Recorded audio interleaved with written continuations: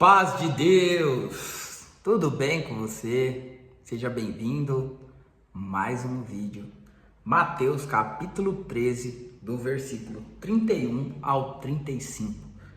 Mais uma parábola de Jesus.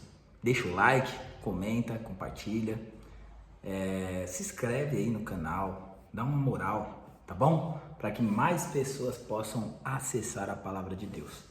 Tá bom? Porque se você se inscrever no canal, o algoritmo aqui do YouTube vai entregar para mais pessoas. Então é uma forma de você me ajudar a propagar a palavra de Deus, tá bom?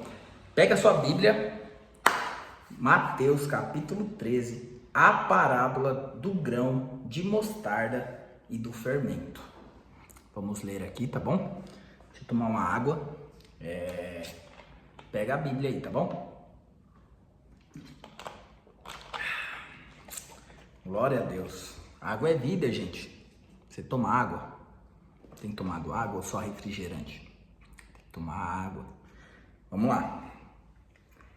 Outra parábola propôs, dizendo: o reino dos céus é semelhante ao grão de mostarda, que o homem, pegando dele, semeou no seu campo, o qual é realmente a mais pequena de todas as sementes, mas crescendo é a maior das plantas e faz uma árvore, de sorte que vêm as aves do céu e se aninham nos seus ramos. Outra parábola disse: o reino dos céus é semelhante ao fermento que uma mulher toma e introduz em 3 medidas de farinha, até que tudo esteja levedado. Tudo isso disse Jesus por parábola à multidão, e nada lhe falava sem parábolas, para que se cumprisse o que foi dito pelo profeta, que disse: abrirei em parábolas a minha boca, publicarei coisas ocultas desde a criação do mundo. Glória a Deus. E aqui se encerra a leitura da comparação que Jesus fez do grão de mostarda e do fermento que é colocado num bolo. Como eu já disse, Jesus fazia comparação do que tem no alto, do que tem na terra, na verdade, do que tem na terra, para explicar as coisas do alto, do reino dos céus. E então ele disse: olha, um homem aí, ele pegou uma semente que é a mais pequena de todas as sementes, que é um grão de mostarda, e ele semeou no campo. Há quem diga que por conta da ciência se multiplicar, a parte genética, né, umas combinações que os cientistas fazem, eles conseguiram fazer uma semente menor do que essa, do grão de mostarda. Não sei, eu posso estar errado, mas eu já ouvi dizer que era do morango. Não tenho certeza. Salvo engano, é do morango. Mas, nesse tempo, Jesus estava falando do grão de mostarda. Hoje em dia, outros tempos, a ciência se multiplicou, tem muitas combinações genéticas, né, que a galera vai fazendo, então se descobriu isso. Mas, voltando aqui nessa comparação que Jesus estava falando, ele disse: o reino dos céus é semelhante, parecido, com um homem que pegou um grão de mostarda, semeou no campo. E esse grão era pequeno, era o mais pequeno de todas as sementes, mas crescendo é a maior das plantas e faz uma árvore, de sorte que vêm as aves do céu e se aninham nos seus ramos. Olha que interessante, ó. Tudo começa pequeno. Tudo começa pequeno. É tipo a minha e a sua história. Ninguém nos valoriza. Ninguém acredita que você vai vencer na sua profissão, no seu bairro. Nem os seus familiares acreditam em você. E se vê uma se vê sinais de que você vai crescer, querem te podar, querem acabar com a sua história. Interessante, foi assim com o Davi, os irmãos dele, o próprio pai dele não quis ver o crescimento de Davi. Samuel indo ungir ele para ser rei, ele sendo o menor da casa dele, nem o pai, nem os irmãos quiseram que ele acessasse essa promessa, essa bênção, né? Assim foi com José, Jacó, Israel, né, pai de José, amava ele e colocava ele em lugar de destaque, né? Já diferente do pai de Davi, o Jacó patrocinava os ambientes ou as situações para que José se destacasse e manifestasse aquilo de bom, aquela virtude ou aquele dom natural que Deus já tinha colocado nele, que era o dom de governância. Ele já governava em todas as áreas, ele, com 17 anos ele já se destacava perante os irmãos dele, na casa dele, tudo que ele fazia prosperava, porque ele nasceu para governar. Na casa, quando ele foi preso, escravo, vendido pelos irmãos por inveja, porque assim, as pessoas querem te ver bem, mas nunca melhor que elas. E José foi vendido porque ofuscava os irmãos dele. É muito interessante isso.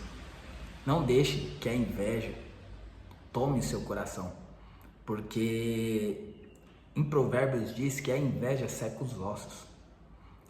E a inveja, por mais que ela prejudique as ações, a pessoa tem uma inveja e ela tem ações que vai prejudicar aquela pessoa que ela inveja, e essa pessoa pode até se prejudicar, como no caso de José, por inveja, os irmãos venderam ele e ele por algum momento teve um prejuízo, porque ele saiu do conforto da casa do pai dele e foi vendido. Então ele virou um escravo, ficou na casa de Potifar, mas ele governou sobre as emoções dele, sobre o próprio corpo dele, numa parte sexual, porque a mulher de Potifar quis que ele se deitasse com ela, tivesse relações com ela, mas ele governou as emoções dele. Enquanto nos dias de hoje, muitos homens aceitariam aquela proposta.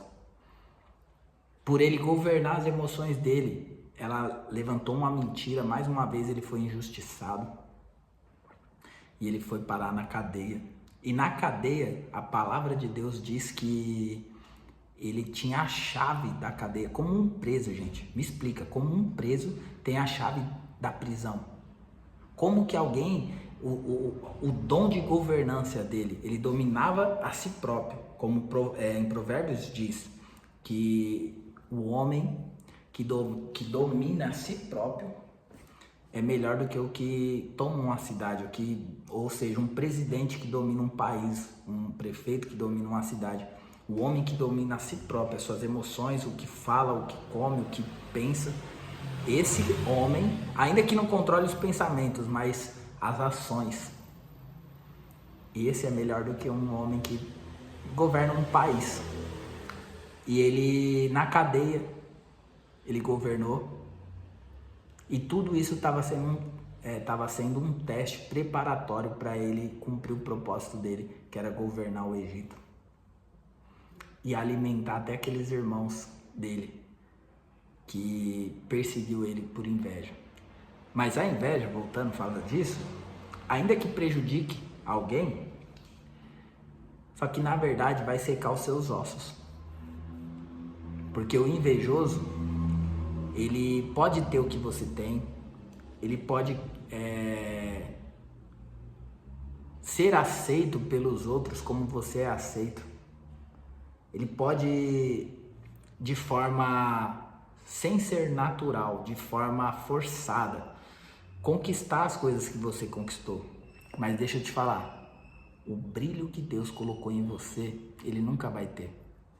Porque ele está deixando de ser ele, de ter o brilho que Deus já colocou nele, de exercer, de viver as habilidades naturais que Deus colocou dentro dele, para querer pegar as suas habilidades, o seu brilho, os seus dons, o seu modo de ser. Em outras palavras, ele está negligenciando a própria digital dele.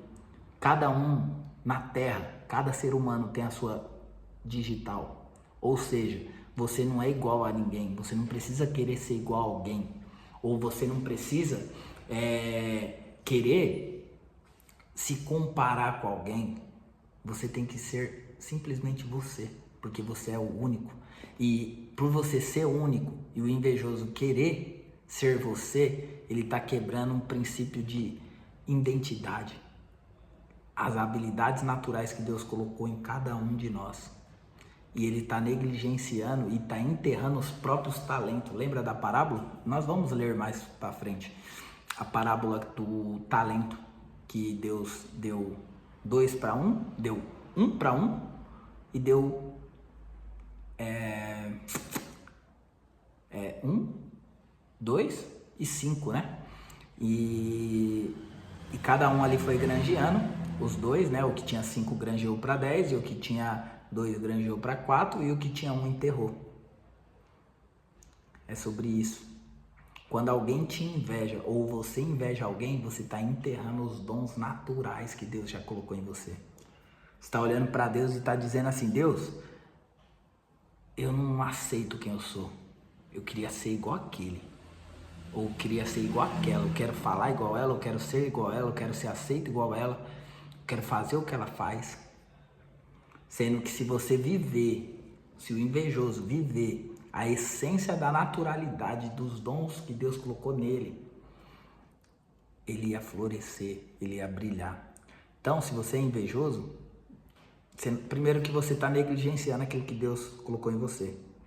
Segundo, que você nunca vai conseguir ser o que o outro que você quer ser é. Você não vai ser, porque para ele é natural, para você é forçado. Pior ainda se você quiser apagar o brilho dele. Porque todos que querem fazer isso se dão mal. Assim foi feito com Mardoqueu, que queria fazer uma forca para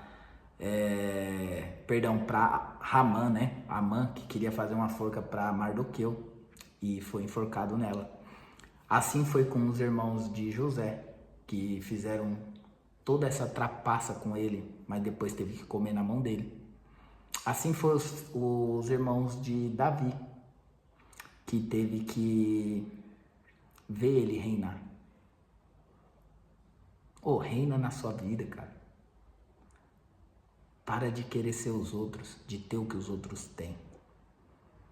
Ore a Deus e diga: Deus, eu quero viver a plenitude daquilo que o Senhor colocou dentro de mim. O que eu não sei, as habilidades que eu não sei que eu tenho, me revela. Eu quero saber. Eu quero viver minha potência máxima. É tão interessante que você tinha que ter o autoconhecimento, procurar se conhecer. Porque primeiro, o nome que você tem não foi você que colocou, alguém colocou. A língua que você fala, o idioma que você fala, você não escolheu. Você caiu num país que caiu. E fala a língua ou o idioma que sua mãe e seu pai te ensinou. Os nativos do país que você nasceu é o que você fala. Então você também não escolheu. Talvez você frequenta ambientes na sociedade, no trabalho, igrejas, que você se comporta conforme lá é o comportamento deles, a cultura, a doutrina, e você se molda aquilo ali. E de novo, você está só repetindo o comportamento dos outros. Deixa eu te fazer uma pergunta. Quando que você vai ser aquilo que Deus quer que você seja nessa geração? Porque o dia que você decidir ser o que Deus colocou dentro de você e manifestar na terra, vão querer até te matar. Porque as pessoas não aceitam os diferentes. Não aceitam os protagonistas das próprias vidas. Foi assim que foi feito com Jesus. Existia um comportamento, existia um modo de servir a Deus, existia um modo de se vestir. Vem Jesus e vem com essas parábolas, com esses ensinamentos. Revoltou aquele sistema religioso, ao ponto de matarem ele. Assim foi feito com José, com Davi. Assim, talvez você está passando perseguições. É isso que acontece. Mas importa mais agradar a Deus do que aos homens. Importa mais o céu falar bem de você, contar sua história na eternidade e dizer servo bom e fiel no dia que você encontrar com ele, face a face, do que você ser aceito ou ser igual ou querer ser semelhante a alguém, viver a vida de alguém e não viver a sua plenitude.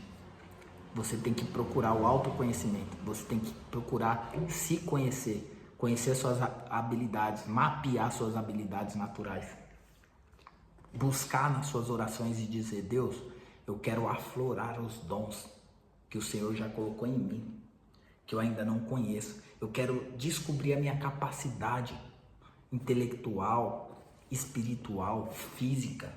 Eu quero viver em abundância nessa terra. Tudo aquilo que me limita seja derrubado e quebrado em nome de Jesus. Sabe por quê? Não é para você viver uma vida de destaque aqui na terra ou você ser o melhor em tudo que você faz. Não é sobre isso. É sobre você saber os dons, as habilidades que Deus já colocou em você para você servir outras pessoas. Tem pessoas que precisam receber uma cura de um dom que Deus colocou em você.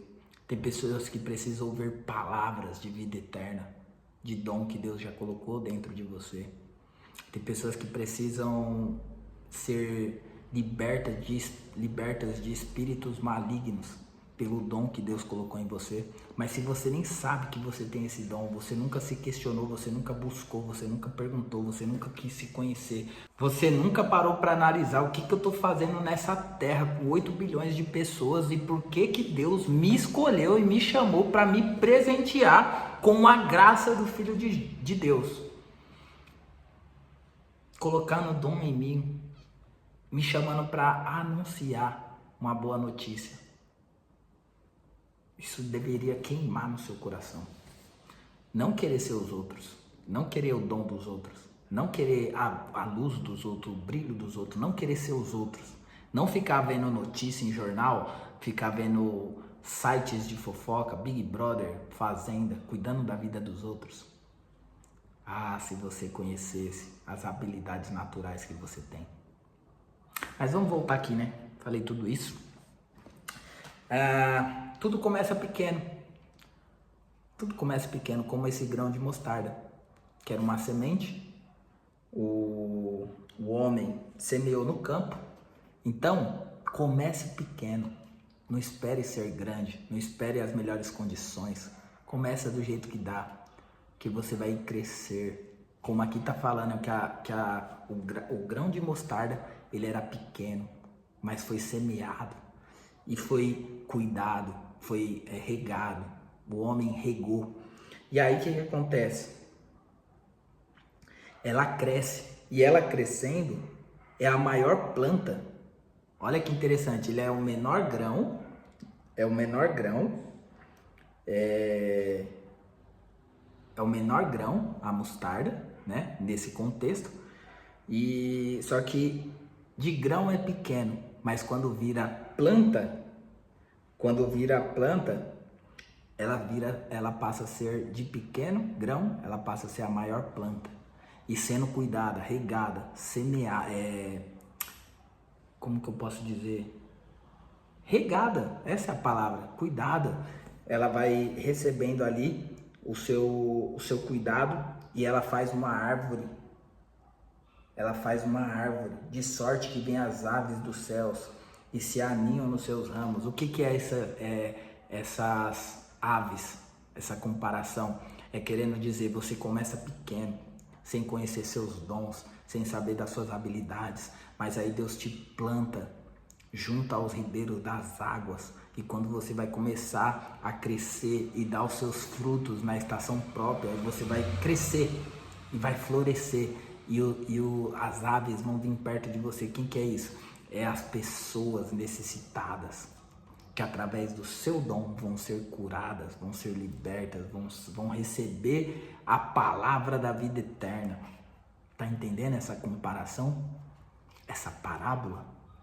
Que não está escrito, mas o Espírito Santo vai manifestando e vai nos esclarecendo o que isso significa. Seja você o protagonista da sua história. Não queira ser coadjuvante na história de ninguém. Não queira ser protagonista na história de alguém. Viver a vida de alguém. Se valorize. Tenha a manifestação dos talentos e dos dons que Deus já colocou em você. Mas tem um bônus e tem um ônus. Qual é o bônus? Você vai viver a plenitude da graça do Filho de Deus. O ônus vai ter perseguição. Vão apontar o dedo para você. Vão dizer que você quer ser mais do que os outros. Vão dizer que você quer ser melhor do que os outros. Vão se incomodar, porque a luz, ela incomoda quem está nas trevas. Quem ainda não se conhece, quem não sabe dos seus dons. Quem simplesmente está querendo o dom dos outros. Quando a luz brilha, no meio a trevas, que é ignorância, a treva é ignorância, a luz é discernimento, sabedoria, clareza, a pessoa saber quem ela é em Cristo, saber a obra que Cristo fez na vida dela e valorizar essa obra. Como que, se eu sei os planos de Deus ao meu favor, como eu vou dizer que eu sou um perdedor? Como eu vou dizer que eu não vou conseguir fazer as coisas? Como eu vou dizer que eu perdi alguma coisa, sendo que a própria palavra diz assim, tudo contribui para o bem daqueles que amam a Deus. Então as percas, as perseguições, as calúnias, as difamações, não é perca, é ganho. Tá me patrocinando, tá te patrocinando. Por quê? As rejeições que José, que Davi, que tantos outros sofreram, patrocinaram, aproximaram eles do propósito deles. José sempre foi governador da sua própria vida, na casa do seu pai, na casa de Potifar, na cadeia, no Egito. Os irmãos dele foram só ferramentas para ele chegar no propósito dele. Deixa eu te falar, a perseguição que alguém faz com você, as calúnias, aquilo que mentem ao seu respeito, é só um amadurecimento. Está sendo uma ferramenta para o seu amadurecimento, está sendo uma ferramenta para você acelerar para o seu propósito. Não olhe para as percas. Prossiga para o alvo, para o prêmio da salvação. Deixe quem quer viver nas trevas. Deixe quem quer invejar a sua história. Deixe quem quer falar mal de você. Importa Cristo falar bem de você no reino da glória. E as aves te encontrarão. As pessoas que precisam do seu dom, do seu talento, quando você se descobrir, elas te encontrarão. E elas se alimentarão do dom que Deus colocou na sua mão, da pessoa que você é, do que você veio fazer nessa terra, a diferença que você veio fazer nessa terra. Tá entendendo? Tem um ônus. As pessoas vão falar mal, você vai ser mal compreendido, mas de que importa? Se o que importa é agradar a Deus. Eu não tô nem aí pro que os outros falam de mim, porque eu sei o que o Senhor já falou ao meu respeito. O que eu sou nas mãos dele. O porquê ele me chamou nessa geração. Eu descobri. E você descobriu o porquê Deus te chamou? Ou o porquê Deus vai te chamar? Se Deus ainda não te chamou, mas o dia que ele te chamar, faça essas perguntas para ele, que ele vai te responder. E aí, muito interessante essa passagem. Jesus é muito sábio, muito maravilhoso. É o meu amado, porque ele pega uma semente que é a menor das sementes, mas ela prosperando, dando certo, sendo bem cuidada, e Deus é o que cuida de mim e de você. O homem que semeou a menor semente, cuidou dela, regou, tratou ela, não deixou ninguém arrancar. zelou dela, que é aquilo que Deus faz por mim, por todo aquele que crer nele. Ainda que venham querer destruir a minha e a sua história, ele vai cuidar de mim e de você. De menor semente, de menor da sua família, de menor da sua cidade, do seu bairro, se o Senhor cuidar de você e você perseverar, você vai ser o maior. Porque aquele que quer ser o maior tem que ser o menor. Glória a Deus. Olha como as palavras se encaixam. E aqui virou a maior planta. E cresceu e virou uma árvore. Teve frutos, teve folha. E os passarinhos vieram morar lá. Vieram aninham os seus ramos. E se aninham nos seus ramos. Fizeram morada, ou seja, você vai cercar de pessoas, as pessoas vão te cercar para se alimentarem do que Deus colocou na sua mão. Ai, glória a Deus, é inevitável. Aquele que Deus tem uma obra para fazer, o inferno pode se levantar, as línguas mentirosas podem se levantar, os invejosos, que os ossos deles vão se apodrecer, porque eles não cuidam da própria vida, eles não cuidam da própria história, quer ter a vida dos outros, quer perseguir os outros, o seu osso vai apodrecer, porque você não valoriza aquilo que Deus fez na sua vida, e você quer destruir a vida dos outros. Sinto em te dizer isso, seus ossos apodrecerão, porque você não cuida da sua vida e quer destruir a história dos outros. Toma cuidado com isso. E aí, ele conta outra parábola e diz: o reino dos céus é semelhante ao fermento que uma mulher toma e introduz em 3 medidas de farinha até que tudo esteja levedado. Tudo isso disse Jesus por parábolas à multidão, e nada lhe falava sem parábolas, para que se cumprisse o que fora dito pelo profeta que disse: abrirei em parábolas a minha boca, publicarei coisas ocultas desde a criação do mundo. Ou seja, Jesus sempre falou em parábolas, em comparação das coisas da terra, para explicar sobre as coisas eternas do céu. A natureza resplandece a glória de Deus. A própria natureza, ela é tão bela que ela anuncia, declara para todo aquele que contempla a natureza, para todo aquele que tem um olhar para a natureza e vê como ela funciona de uma maneira tão ordenada ou desordenada, mas tão belo, tão interessante, tão intrigante. Até quem é da ciência, quem é ateu, quem não acredita em Deus, fica deslumbrado como as coisas acontecem nas suas proporções, como se fosse uma engrenagem. Como eu estava vendo um vídeo esses dias, como que é o nome do mar? Mar Mediterrâneo? Oceano Atlântico? Eu não sei, eu não lembro o nome do mar, mas é 2 águas assim, ó, que não se misturam.